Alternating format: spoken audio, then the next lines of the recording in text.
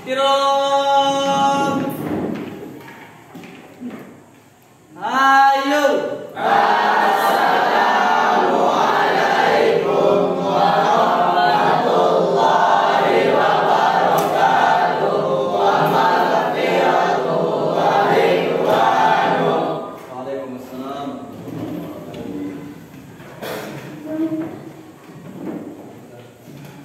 Bismillahirrahmanirrahim. Assalamualaikum warahmatullahi wabarakatuh. Waalaikumsalam warahmatullahi wabarakatuh. Alhamdulillah wassalatu wassalamu ala Rasulillah wa ala alihi wa ashabihi wa mawala. Rabbi shrah li sadri wa yassir li amri wa hlul 'uqdatam min lisani yafqahu qawli. Amma ba'd. Anak-anakku santri dan santriwati kelas 11 Madrasah Aliyah Darul Muhsinah Waton. Alhamdulillah pada pagi menjelang siang ini kita diberikan kesempatan oleh Allah Subhanahu wa taala untuk berjumpa kembali dalam suasana menuntut ilmu. Menuntut ilmu ini sebagaimana kita ketahui merupakan kewajiban bagi setiap muslim dan muslimah. Sebagaimana hadis Rasulullah sallallahu alaihi wasallam, "Thalabul ilmi fardhatun 'ala kulli muslimin wa muslimah." Alhamdulillah pagi menjelang siang ini kita akan belajar yaitu fikih dengan materi jinayah dan hikmahnya.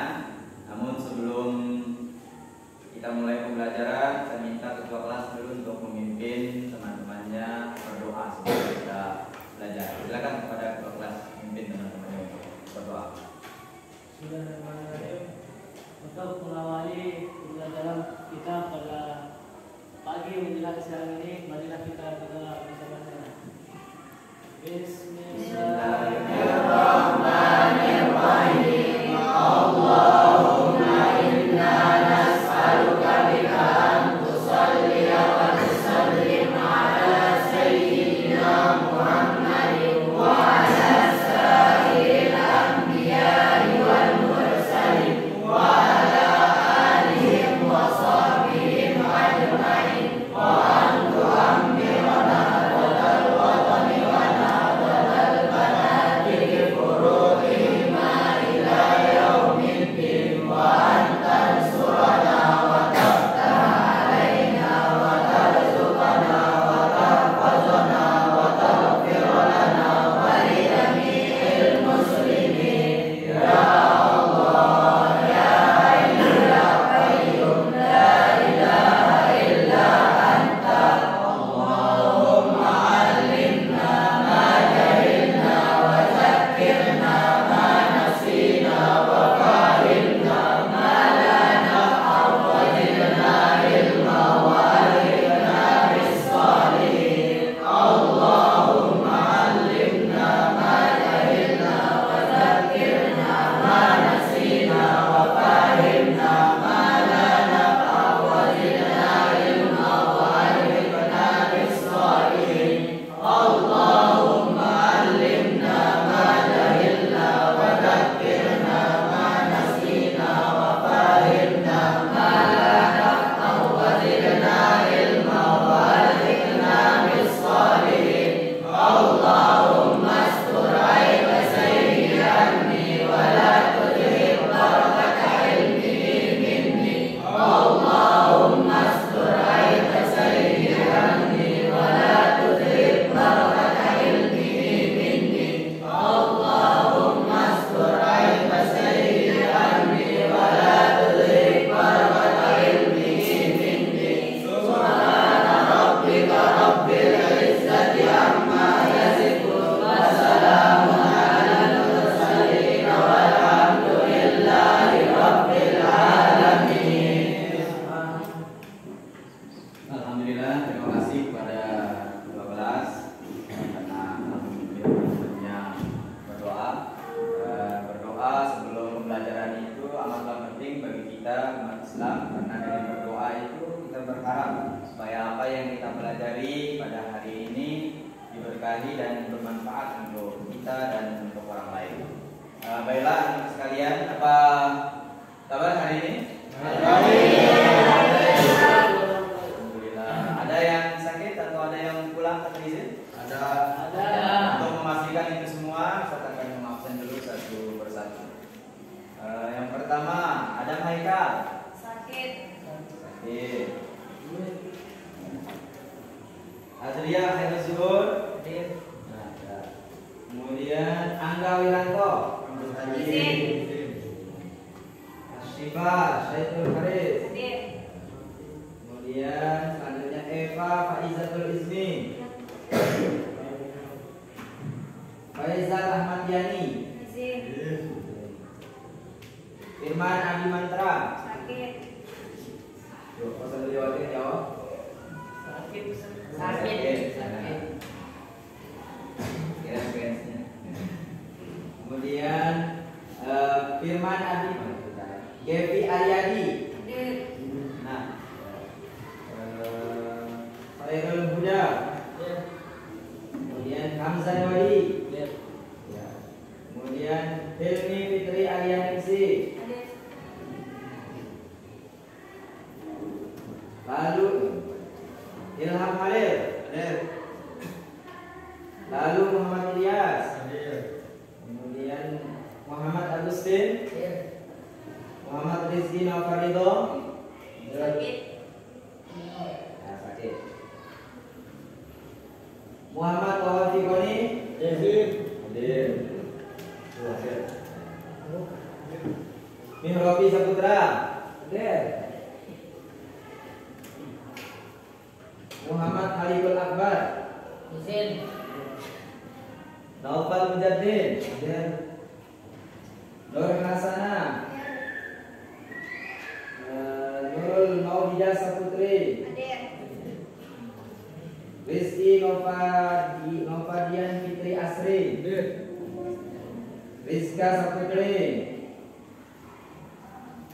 Rodi Novel Rashid. Izin. Sakit atau izin? Izin.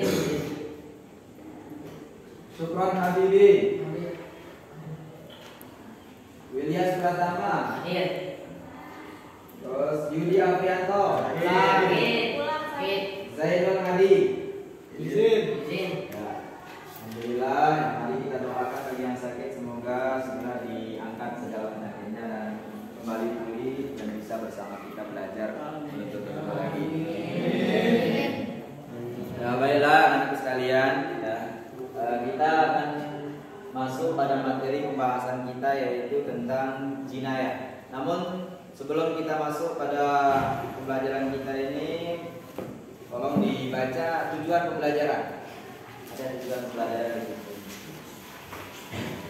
Ada? Ya ada, ya ada. Ya. Sudah dibaca? Sudah. Kalau sudah dibaca, perhatikan di halaman 5. Ada gambar di sini. Ada gambar? Ada gambarnya kan? Sudah dibuka? Sudah. Ya, ada gambar. Siapa yang tahu kira-kira gambar apa itu? Sidik Coba. jari. Ya, coba, lihat siapa? Sidik jari. Oh, sidik jari dan Kaca pembesar. kaca Besar. Kira-kira ini ya sebelum kita mulai, ada yang tahu nggak kenapa harus ada gambar sidik jari di kaca pembesar? Angkat tangan. Nah, Saya Ustaz diketahui siapa yang melakukan apa yang telah diperbuat itu dari sini dan ya baik. Santriwati ada yang bisa? Sama. Nah, sama. Apa samanya? Coba diulang. Pemahamannya Rizky apa? kalau ini Anu Ustaz, biar kita tahu siapa yang ngelakuin dia itu. Ada lagi? Ilyas? Ya. Kenapa? Beliau satu mengetahui itu siapakah pelaku dalam perbuatan jinayah ini. Ayo, Ustaz. Ya. Mengidentifikasi pelaku dalam perbuatan jinayah atau pembunuhan. Nah, bagus. Ya. Nah, jadi anak-anak sekalian, sebelum kita memulai materi ini, alhamdulillah kalian sudah lebih paham. Berarti itu menandakan bahwa kalian sudah belajar dari malam. Alhamdulillah. Kemudian selanjutnya saya mau bertanya dulu, jinayah itu apa kira-kira? Tahu Tahu nggak? Ya, bukan pengertiannya. Dalam hukum konvensional kita itu, ya, ini kan hukum agamanya disebut dengan jinayah. Kalau dalam berdasarkan ada gambar ini, kira-kira jinayah itu apa? Tindak pidana. Tindak pidana. Kriminalitas. Apa? Kriminalitas. Kriminalitas. Kemudian apa lagi tadi? Tindak pidana. Tindak pidana. Yang dilarang.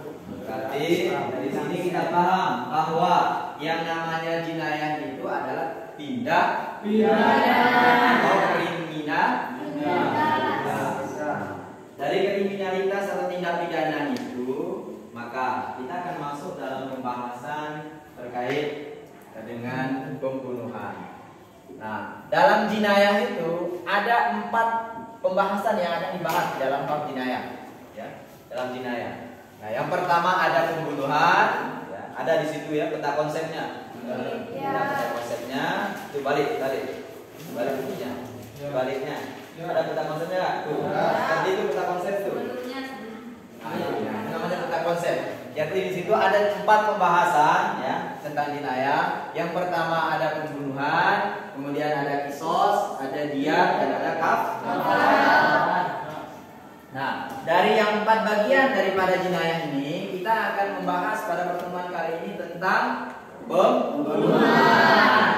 Nah, dalam pembunuhan itu sendiri dibahas 4 pembahasan yang akan dibahas di dalam pembunuhan itu. Yang pertama ada dengan materi pengertian pembunuhan, kemudian macam-macam pembunuhan, kemudian dasar hukum pembunuhan, kemudian yang keempat, hukuman bagi pelaku pembunuhan, dan yang kelima hikmah larangan membunuh.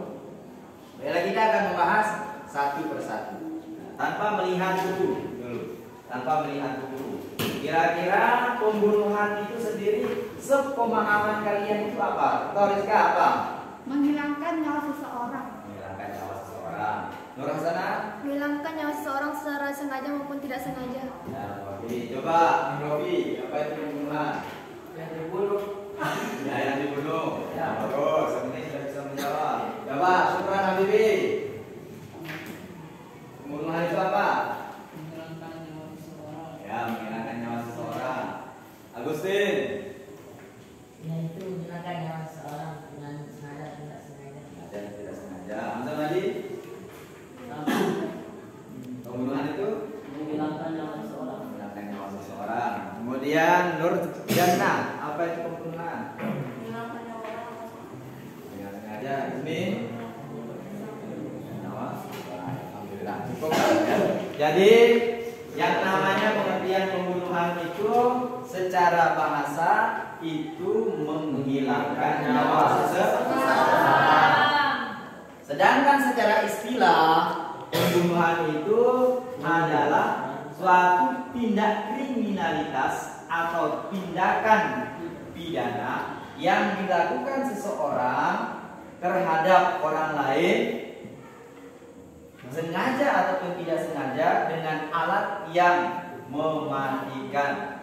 Dengan alat yang mematikan itu contohnya misalnya Adrian apa? Pisau. Udah? Pistol. Kemudian Hilmi. Ya, pistol. Pistol. Selain pistol apa lagi? Tombak. Syifa. Gunting. Kemudian Ilyas, apa lagi? Pisau. Sudah disebut yang lain selain daripada pisau apa? Parang. Parang. Ya. Kemudian apa? Santai. Oh, yang nyata itu alat yang nyata gitu. Dengan membunuh sengaja atau tidak sengaja. Ya, baiklah. Insyaallah kalian paham terkait dengan alat yang dipakai untuk membunuh kan? Atau kami kalau diangkat juga untuk pukul kalian bisa juga mati. Tergantung tekanan daripada beratnya pukulan kalian. Ya. Nah, ini yang dimaksud dengan pembunuhan. Jadi pembunuhan itu sendiri adalah tindak pidana atau kriminalitas seseorang kepada orang lain secara sengaja ataupun tidak dengan menggunakan alat yang mematikan. Nah, kemudian ada di sini macam-macam pembunuhan. Macam-macam pembunuhan ini ada berapa? 3. Coba yang satu. Pembunuhan tak sengaja. Nomor tadi. Pembunuhan tak sengaja. Pembunuhan yang sengaja. Kemudian yang kedua, Merobi. Pembunuhan tidak sengaja. Yang tidak disengaja. Ketiga, Aril. Pembunuhan Karena ada kesalahan. Karena ada kesalahan. Ya, oke, baiklah. Nah, jadi macam-macam pembunuhan itu ada 3. Yang pertama namanya qatlul amdi, yaitu pembunuhan yang disengaja. Kemudian yang kedua qatlul syubhil amdi, pembunuhan serba disengaja atau pembunuhan yang seperti disengaja. Kemudian yang ketiga qatlul khata', yaitu pembunuhan tersalah. Ya, pembunuhan tersalah. Nah, dari macam-macam pembunuhan ini, qatlul amdi itu adalah pembunuhan yang disengaja, atau dengan bahasa lain pembunuhan yang direncanakan. Contoh, misalnya si Rifki, misalnya nih, karena si Robi ambil misalnya istrinya, misalnya si Syifa, misalnya ya, tiba-tiba dia sakit hati, pada malamnya dia asap parangnya dan pedang, siap-siap malam-malam dia mau. Kemudian begitu dilihat rumahnya, tiba-tiba dia lihat, oh ada si Gevi, gitu kan, kata Rifki, langsung saja. Itu maksudnya contoh daripada pembunuhan yang disengaja. Atau bisa juga nanti di kelas bergebuk misalnya, atau baku hantam satu sama lain, sudah direncanakan, kemudian mati salah satu di antaranya. Itu namanya pembunuhan yang sengaja. Kemudian yang kedua yaitu qatlu syibhil amdi, pembunuhan seperti disengaja. Ya, seperti disengaja. Misalnya Ustaz ini pegang spidol, lempar Adria, tiba-tiba mati. Nggak pernah ada niat daripada Ustaz ini untuk melempar, untuk membunuh. Tetapi dengan lemparan ini bisa mematikan.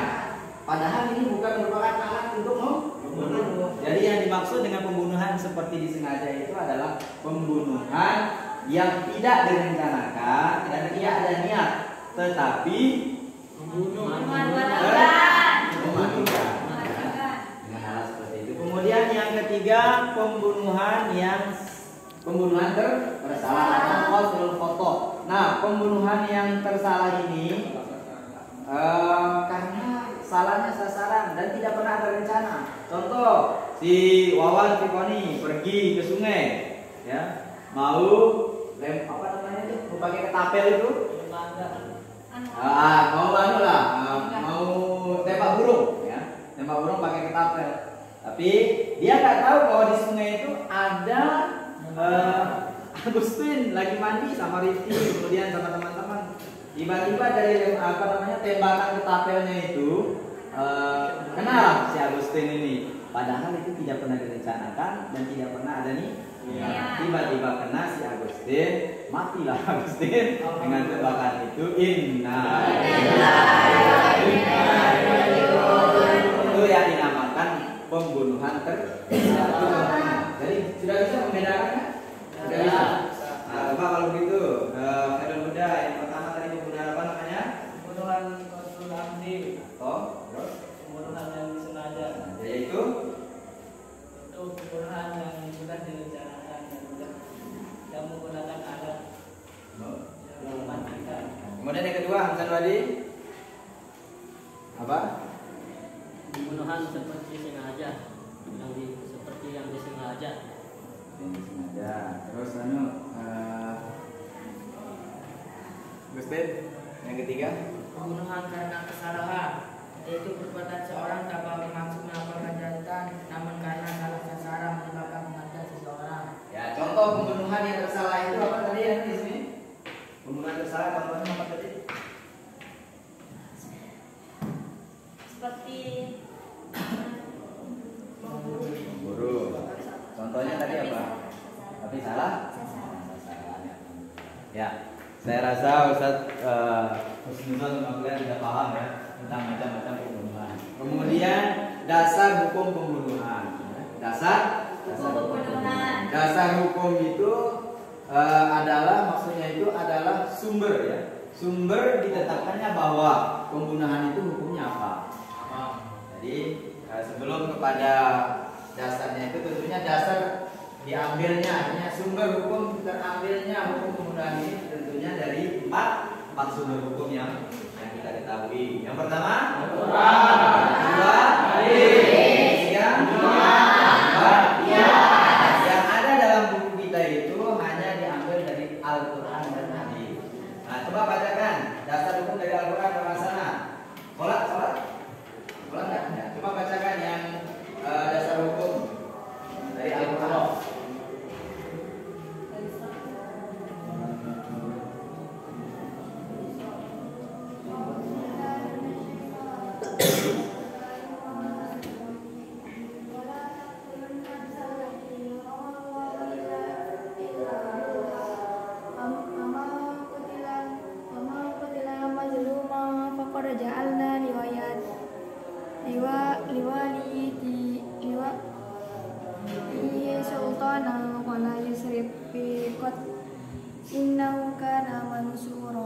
Ya. Kemudian yang kedua dari hadis Rasulullah SAW, coba dibaca dulu, Adria. Sihab qala fi diyatil khata'i isyru nahiqatan wa isyru najaza'atan wa isyru nabiyanta maqadim wa isyru nabi talibuni wa isyru nabadi maqadim rawahul Abu Dawud.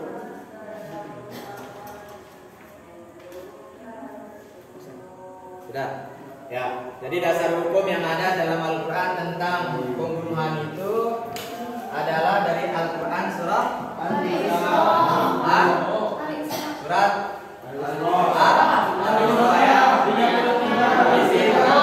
di situ sudah dibacakan wala taqtulun nafsa allati harramallahu illa bilhaq. Nah, di situ ada kata wala ya, wala. Kalau dalam usul fiknya itu kata lam pada wala ini, lam ini menunjukkan namanya itu lamun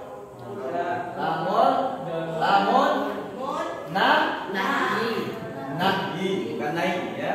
Lamun nahi. Nah, lamun nahi itu berarti lam yang berarti larang.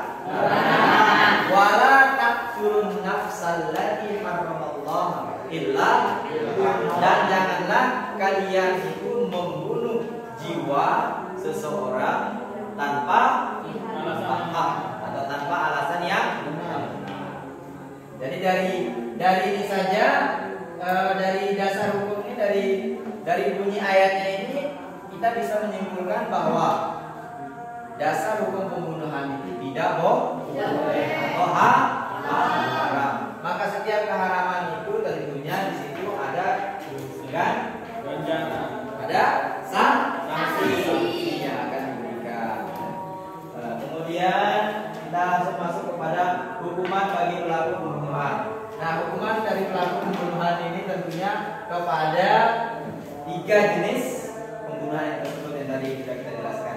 Sudah kalian baca, sudah kalian paparkan juga tadi. Ya. Jadi masing-masing daripada 3 jenis pembunuhan yang tadi itu memiliki hukuman masing-masing. Artinya seperti pelaku pembunuhan qatlul amdi. Pelaku pembunuhan qatlul amdi, maka ganjaran hukuman di situ disebutkan bahwa hukumannya itu adalah apa? Yang setimpal dan berat. Contoh misalnya apa? Ya, ini kan pembunuhan yang disengaja. Kalau misalnya dia itu misalnya bunuhannya itu misalnya lantaran karena dia misalnya dibacok, ya, dibacok, maka dia dihukum mati. Sementara kalau yang kedua tadi itu yang hukuman qatlu syibhil amdi, pembunuhan seperti sengaja itu hukumannya apa? Membayar dia. Membayar Dia. dia itu sendiri artinya Denda. sejumlah denda. Kemudian hukuman bagian jenis pembunuhan yang ketiga apa? Membayar dia. Membayar Dia. dia tanpa manfaat. Apa-apa. Nah, jadi kesimpulannya bahwa hukuman bagi pelaku pembunuhan pertama itu adalah kisos, ya, sesuai dengan apa yang dia terima, apa yang dilakukan, maka seperti itulah hukuman yang akan diberikan oleh. Tentunya dalam hal ini yang akan memberikan hukuman itu adalah siapa? Hakim. Hakim.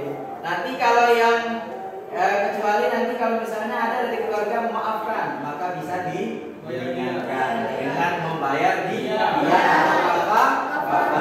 Bila tidak dimaafkan, tetap berlangsung hukum kisos. Nah, kemudian yang terakhir ya, hikmah larangan membunuh.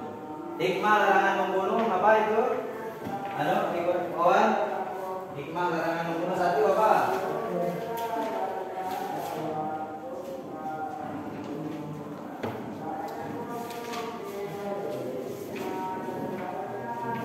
Apa dia? Hikmah larangan membunuh. Hikmah larangan membunuh. Satu, dua. Hah?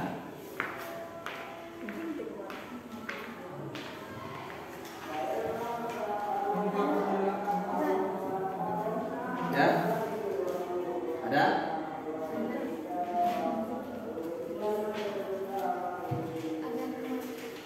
Ya, hikmah larangan membunuh apa? Agar manusia tidak semena-mena terhadap harga diri manusia. Coba diulang. Hikmah larangan membunuh itu adalah Agar manusia tidak berbuat semena-mena terhadap harga diri manusia. Nah, jadi hikmah daripada larangan membunuh ini bagaimana telah disampaikan oleh teman-teman tadi Pelaksana, supaya kita ini atau manusia ini tidak semena-mena terhadap manusia yang lain, supaya tidak menginjak harga diri. Nah, yang artinya di dalam Islam itu ada namanya istilahnya itu hifdzul nafsi, menjaga harkat dan martabat orang lain. Nah, jadi sampai sini saja yang kita akhiri. Namun kesimpulannya ya, kesimpulan dari materi kita pada hari ini terkait pembunuhan, bahwasanya pembunuhan itu dibagi menjadi tiga. Dari tiga itu tentunya semuanya itu ada ganjaran atau hukuman bagi pelaku pembunuhan yang tiga macam tadi itu. Intinya dari kesimpulan ini, kesimpulan terakhir adalah bahwa membunuh itu hukumnya haram berdasarkan daripada sumber hukum yang ada. Nah, di sini ada pertanyaan kira-kira? Ya. Kalau membunuh untuk membela diri, ya gimana hukumnya, Ustaz? Contoh misalnya seperti apa? Misalnya kan kita dibegal, kita rebut senjatanya, begalnya terbunuh. Nah, itu masuk dalam kategori dibolehkan oleh agama kita, karena sebatas kita itu adalah menjaga supaya mereka tidak semena-mena terhadap kita. Jadi di situ dibolehkan untuk membela diri, untuk mempertahankan diri, tidak disemena-menakan oleh orang yang membegal kita. Nah, jadi dalam agama kita itu tidak termasuk dari tiga jenis pembunuhan yang tadi. Artinya di situ ada pembelaan. Tetapi kalau bisa sebatas membela diri itu jangan sampai juga tapi kalau misalnya terjadi pembunuhan, insya Allah tidak sebatas membela diri, akan nanti diselesaikan di pemerintahnya, nanti di hakim, bahwa dia itu karena secara hukum itu dia membela diri sehingga itu tidak termasuk, dia itu nanti dikenai sanksi. Ada lagi yang lain? Ya. Misalkan kan kalau ada teman kita yang mau bunuh orang lain, terus kita kasih tahu caranya gitu, rencanakan. Nah, termasuk ada masuk dia dalam itu. Jadi dalam hadis itu kan ada di situ intinya itu al-qatil wal maqtul finnar. Yang merencanakan sama yang melaksanakan jadi al-qatil itu pelaksana pembunuhan, al-maqtul itu Dia yang merencanakan, dia yang masih tahu teknik-tekniknya, itu sudah termasuk bagian daripada membunuh. Jadi al-qatilu wal maqtul finnar. Itu kan kata-katanya di hadis itu kan? Benar. Ya. Ada lagi? Ya, saya rasa sudah cukup. Karena ini sudah zuhur. Ya. Insyaallah kita akan melanjutkan di minggu yang akan datang. Mudah-mudahan kita senantiasa diberikan umur yang panjang oleh Allah Subhanahu wa taala. Amin. Sekian, marilah kita akhiri belajar kita ini dengan sama-sama membaca kafaratul majlis. Subhanallah wa bihamdihi.